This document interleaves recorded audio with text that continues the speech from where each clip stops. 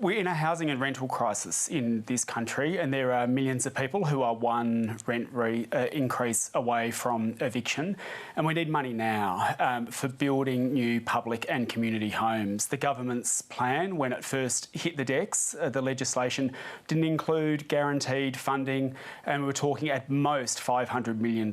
We've, under our pressure since the legislation was first tabled, we've now secured $3 billion, $2 billion that's already in state government coffers, an additional $1 billion today, to be spent on public and community housing. And that's money that's available this year, not in the future, not dependent on whether a gamble on the stock market pays off, but that's real money that's available this year.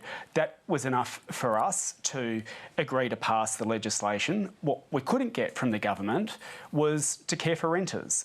What is crystal clear is that there's now one party in Canberra that is fighting for renters, and that's the Greens.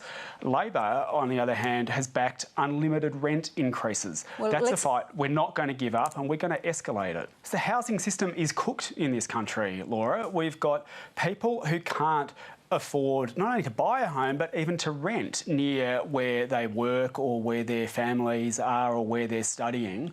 And we've got a government that's just offering half measures, and that will see the problem get worse. And we are pushing for government to accept that we're facing big crises. I think the government's still in small target mode, but small target government will not fix the big problems Australia is facing. They weren't even talking about renters before the election, and in the 9 months that we've debated this bill, we've put renters squarely on the national agenda.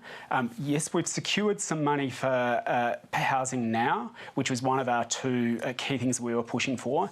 And now we'll turn to renters. And look, they told us that money wasn't available, and then they found some.